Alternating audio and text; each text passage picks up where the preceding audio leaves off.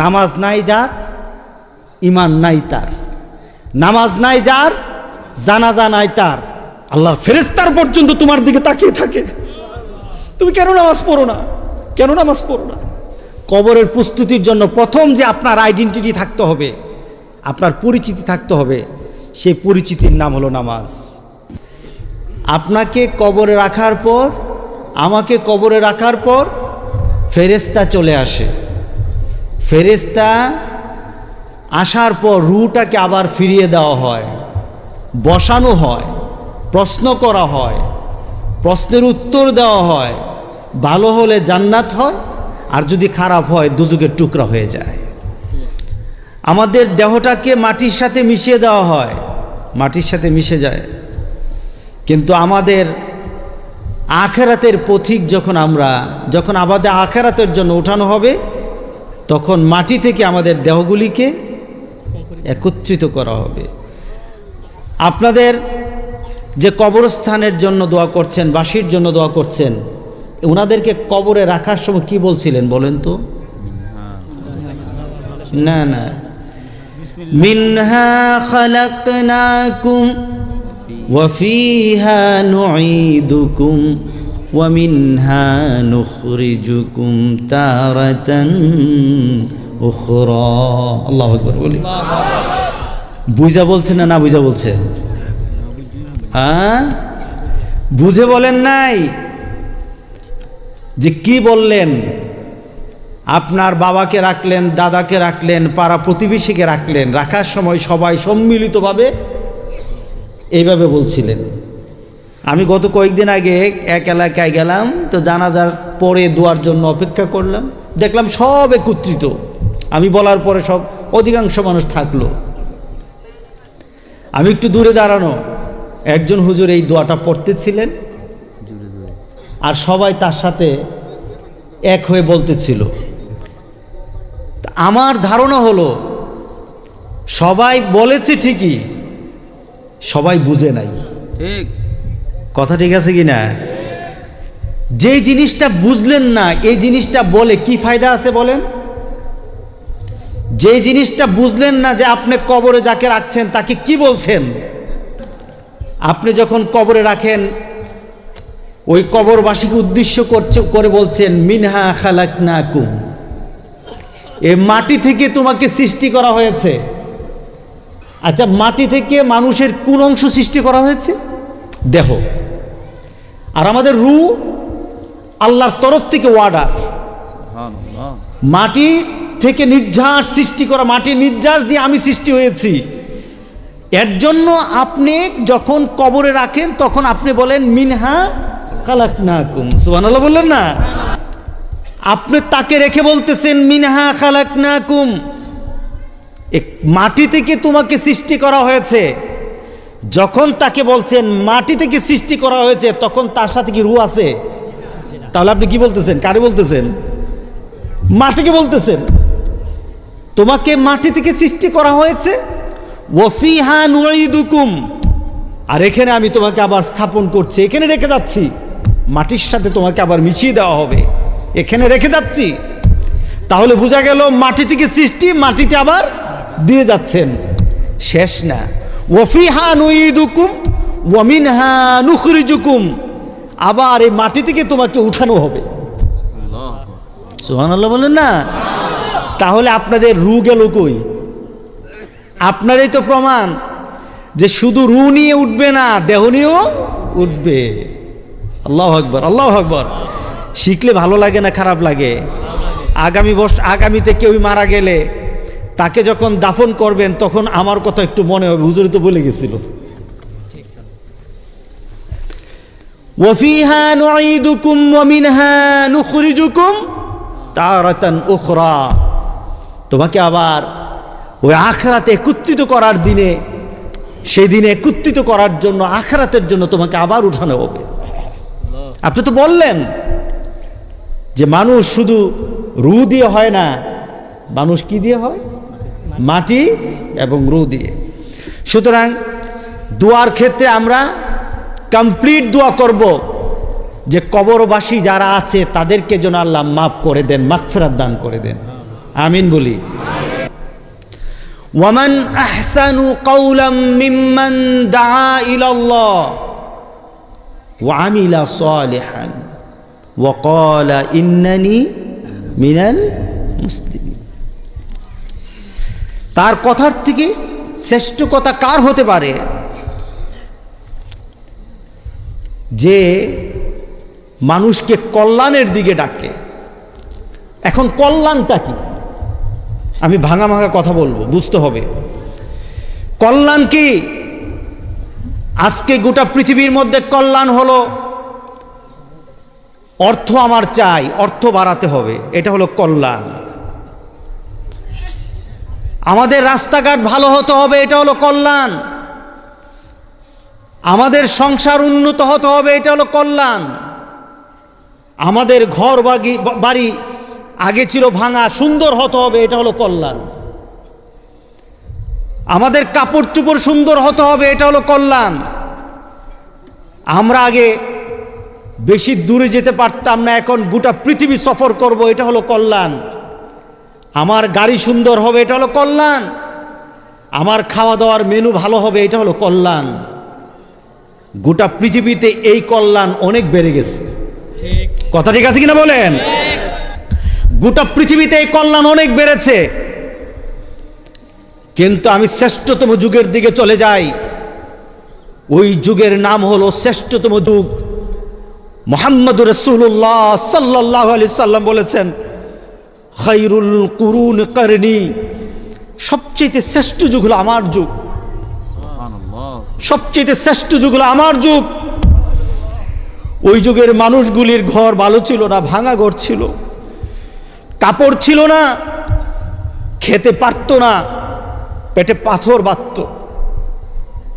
রাসূল পাক সাল্লাল্লাহু আলাইহি সাল্লামের কাছে এক সাহাবী দাঁড়িয়ে বলেন, ইয়া রাসূলুল্লাহ, পেটে খাদ্য নেই, পাথর বেঁধেছি। রাসূল পাক সাল্লাল্লাহু আলাইহি সাল্লাম নিজের পেটটা বের করে দেখালেন, দেখো আমি কয়টা পাথর বেঁধেছি, আমার পেটে খাদ্য নাই। ঘর বাড়ির উন্নতি ছিল না। রাসূল পাক সাল্লাল্লাহু আলাইহি সাল্লাম আরবের মক্কার কাফেরদের অত্যাচারে মক্কায় থাকতে পারলেন না, মক্কায় থাকতে পারলেন না, মদিনায় যাবে। রাসূল পাক সাল্লাল্লাহু আলাইহি সাল্লাম মদিনায় সে পাহাড়ি রাস্তা ছিল না, পাহাড়, এরপরে মরুভূমি, সেখান দিয়ে পাড়ি দিয়েছে প্রায় 400 কিলোমিটারের উপর, 450 কিলোমিটার।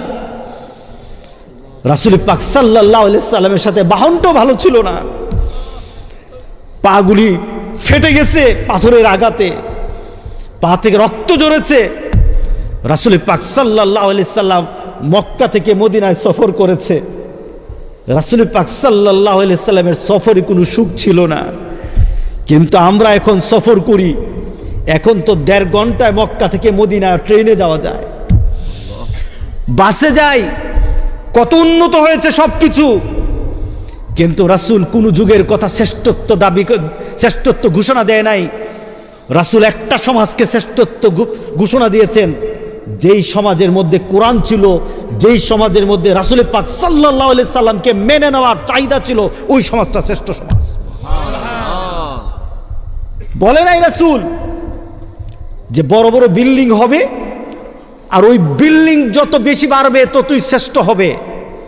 বরঞ্চ আমার রাসূল বলে গেছেন, বিল্ডিং যত উপরের দিকে উঠবে অপেক্ষায় থাকো, কিয়ামত চলে আসতেছে।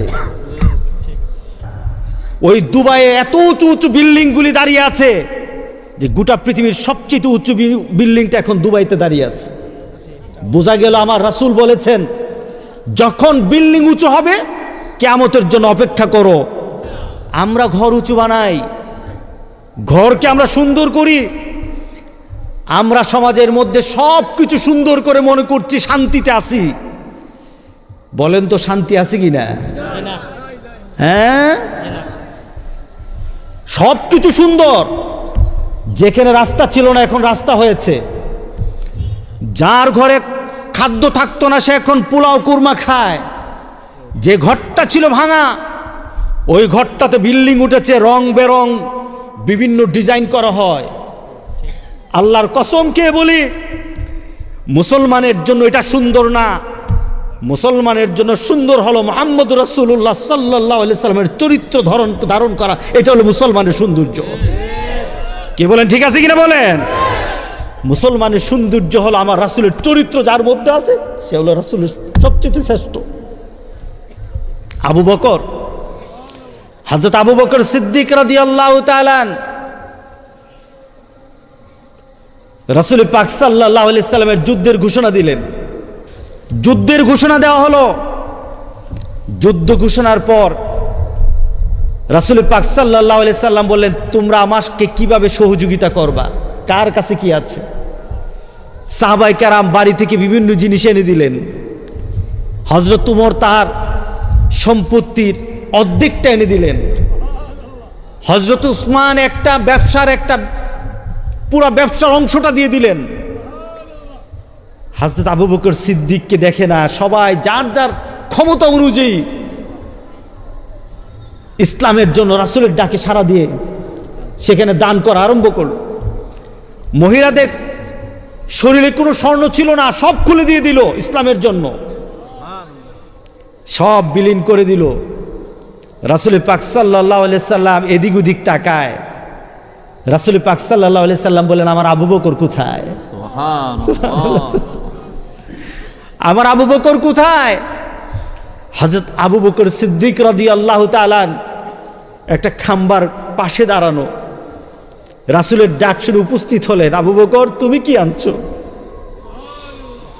হযরত আবু বকর সিদ্দিক রাদিয়াল্লাহু তাআলা হাতের মধ্যে একটা পুটলা বের করলেন। রাসূল পাক সাল্লাল্লাহু আলাইহি ওয়াসাল্লামের কাছে এটা উপস্থাপন করে বললেন, ইয়া রাসূলুল্লাহ, সবাই তো যতটুকু পারে ক্ষমতা থেকে বেশি বেশি করে দান করছে, যার যতটুকু আছে পর্যাপ্ত হারে দান করছে, কিন্তু আমার কাছে তো এমন কিছু নাই, আমি যে আপনার সামনে গিয়ে দাঁড়িয়ে দান করব, আমার দান করার মতো ঘরে আমার কিছু ছিল না। ইয়া রাসূলুল্লাহ, এই যে পুটলাটা আছে, এই পুটলার মধ্যে যা আছে, ঘরে যা ছিল সব কিছু এটার মধ্যে নিয়ে এসেছি, ঘরে আর কিছু নাই, আল্লাহ রাসূল ছাড়া ঘরে আমার আর কিছু নাই। রাসূল পাক সাল্লাল্লাহু আলাইহি সাল্লাম আবু বকরকে ডাক দিয়ে বললেন, আবু বকর, এই স্তূপ করা যত সম্পদ আছে এই সম্পদের মান, আর তুমি যে ছোট্ট একটা পুটলা আমাকে দিলে ওইটার মান যদি পাল্লায় দেওয়া হয়, গোটা পৃথিবীর সব সম্পদ এক জায়গায় দিল। আবু বকর, তোমার ভিতর থেকে যে মহাব্বতের টানে যেটা দান করলা, ওই দানের সমান গোটা পৃথিবীর সম্পদ হবে না। কি ছিল করে তাদের?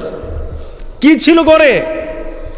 রাসূল ছাড়া কিছু না, রাসূলের চরিত্র ছাড়া কিছু ছিল না। আজকে আমরা কত উন্নত, আজকে গোটা পৃথিবী কত উন্নত, বাংলাদেশ উন্নত হয়েছে, গ্রাম উন্নত হয়েছে। আচ্ছা বলেন তো দেখি, যত জেলখানায় যত লোক আছে, এরা কি পেটের কারণে খাদ্য খেতে পারে না এই কারণে জেলে আছে, নাকি চরিত্রের কারণে জেলে? হ্যাঁ, চরিত্রের কারণে জেলে, সম্পদের কারণে নয়। কারণ এমন পৃথিবীর কেউ বলতে পারবে না এখন বর্তমানে না খেয়ে কেউ মারা যাবে, ঠিক না? কিন্তু জেলে লোক আছে কিসের জন্য? চরিত্রের কারণে। চরিত্র নাই বলে আজকে মানুষ জেলে যায়। চরিত্র না থাকার কারণে মানুষ আল্লাহ রাসূলকে ভুলে যায়। কথা ঠিক আছে কিনা বলেন? আজকে আমরা সব কিছু বাড়িয়ে দিলাম, কিন্তু আমি চিন্তা করলাম না এই বরান্তটা যেটা আমি বাড়িয়ে নিলাম এটা আমার আখিরাত না। কথা ঠিক আছে কিনা বলেন? এটা আমার আখিরাত না। আখিরাত কি হবে? রাসূল পাক সাল্লাল্লাহু আলাইহি সাল্লাম বলছেন, একটা মানুষের সম্পদ হবে, দান দক্ষিণা হবে, তার আমল হবে, কিন্তু আরেকটা মানুষের দান দক্ষিণাও থাকবে কম, তার সম্পদ হবে কম, আমল হবে কম, কিন্তু চরিত্র ভালো হবে, তার মর্যাদা আকাশ সমান বেড়ে যাবে। আল্লাহু আকবার, আল্লাহু আকবার বলি। আজকে আমরা কবরে কি নিয়ে যাব? কবরে আমাদের খোরাকটা কি হবে? কবরের খোরাকটা সম্পর্কে কি প্রশ্ন করা হবে? আপনার কবরবাসী যতজন গিয়েছে তাদেরকে প্রশ্ন করা হয়েছে, আপনিও যাবেন, প্রশ্ন করা হবে। কথা ঠিক আছে কিনা বলেন? আল্লাহ সুবহানাহু ওয়া তাআলা এটার ব্যাপারে একটা প্রতিযোগিতার কথা একটা আয়াতে আমাদেরকে জানিয়ে দিলেন। আলহাকুমুত তাকাসুর হাত্তা যুরতুমুল মাকাবির কাল্লা সাউফা তা'লামুনা সুম্মা কাল্লা সাউফা তা'লামুন। আল্লাহু আকবার বলি। প্রাচুর্যের লালসা, সম্পদের লালসা তোমাকে গাফেল করে দিয়েছে। আলহাকুমুত তাকাসুর, টাকা বাড়াতে হবে, টাকা বাড়াতে হবে, টাকা বাড়াতে হবে। তুমি ব্যবসায় বসে থাকো, তুমি তোমার চাকরিতে বসে থাকো, তুমি তোমার কাজে ব্যস্ত হয়ে থাকো, সারাটাক্ষণ কাজ চিন্তা করো, সম্পদ চিন্তা করো, তুমি তোমার দুনিয়ার কথা চিন্তা করো। ফাঁকি দিয়ে আসর চলে যায়, ফাঁকি দিয়ে মাগরিব চলে যায়, ফাঁকি দিয়ে এশা চলে যায়, ব্যস্ততার সাথে সাথে রাত্রেবেলা ঘুমাও, ফজর চলে যায়, জুহুর চলে যায়। কি বলেন, ঠিক আছে কিনা বলেন? তোমার কাজ কর্মের ফাঁকে ফাঁকে কত কাজগুলি চলে যায়। আপনি আপনার বাবার জন্য দোয়া করতে হবে, এটাই কিন্তু ইসলাম। কথা ঠিক আছে কিনা বলেন? রাগ করতেছেন? নবীরা বিপদে পড়েছে। আচ্ছা বলেন তো, আমাদের কাছে একটা দোয়া আছে, দোয়াটা খুব পরিচিত, আমরা এটা খতমও পড়াই, কিন্তু নিজে পড়ি না। নিজে বিপদে আছি, নিজে পড়ে না। হুজুর এটা খতম পড়াই দেন। আর মেয়ে তুমি পড়ো না, না এটা হুজুর আমি ব্যস্ত আছি। রাগ করতেছেন নাকি? আমি বললাম না, আমি সবক দেব। খতমটার নাম কি বলেন? আরে বলেন না, খতমটা কি নাম দিছেন? খতমে ইউনুস। আচ্ছা বলেন তো দেখি, হযরত ইউনুস আলাইহিস সালাম কারে দিয়ে খতম পড়াইছিলেন? হ্যাঁ, বিপদে কে পড়ছিলেন? ইউনুস আলাইহিস সালাম মাছের পেটে, জুলুমাত বলা হয়েছে, জুলুমাত, অন্ধকারের পর অন্ধকার, রাতের অন্ধকার, পানির অন্ধকার, নদীর সমুদ্রের নিচের অন্ধকার, মাছের পেটের অন্ধকার, কতগুলি অন্ধকারের ভিতর। সেখান থেকে ইউনুস আলাইহিস সালাম বুঝি টেলিফোন করছে, আমার জন্য একটা খতমে ইউনুসের ব্যবস্থা করো। কি করছেন? উনি নিজেই ডাক দিলেন আল্লাহকে, লা ইলাহা ইল্লা আনতা সুবহানাকা ইন্নী কুনতু মিনাজ জালিমিন। আল্লাহু আকবার বলি। নবী যদি নিজের দোয়া নিজে পড়ে হয়, নবী যদি নিজের দোয়া নিজে পড়ে নেয়, আমরা কি নিজে পড়া লাগবে নাকি অন্যকে দিয়ে পড়াবো? নিজের বাবা মারা গেছে, মাহফিল করলেন, মনে করলেন হুজুর আনলাম আড়াই বাড়ির হুজুর, এই হুজুর, বিভিন্ন হুজুর, এই বাস চলে যাবে, এটাতে কাজ হবে না, এটাতে কাজ হবে না। বরঞ্চ আপনি মাহফিলে বসেন, আপনার মার জন্য আপনি দোয়া করবেন, আপনার বাবার জন্য দোয়া করবেন, মাহফিলে করবেন, 5 ওয়াক্ত নামাজ পড়ে পড়ে আল্লাহর দরবারে দোয়া করবেন। কথা ঠিক আছে কিনা বলেন? ইউনুস আলাইহিস সালাম মাছের মধ্যে পড়ে গেলেন, বললেন লা ইলাহা ইল্লা আনতা, তুমি ছাড়া আমার কেউই নাই। আল্লাহকে ডাক দিলেন।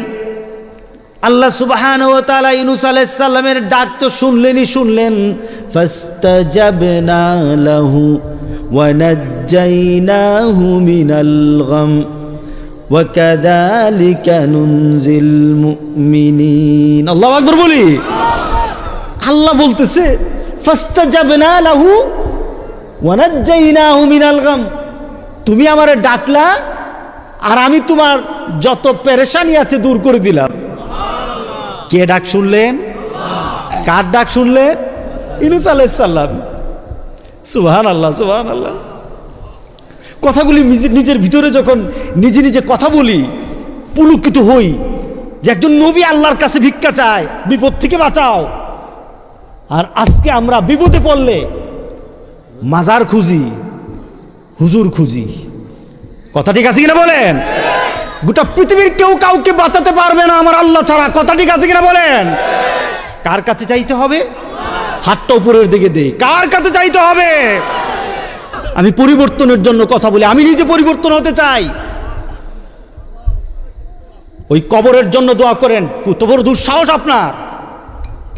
আমার কত বড় দুঃসাহস! কবরবাসীর জন্য আমি দোয়া করছি। কেন আমি বুঝি না।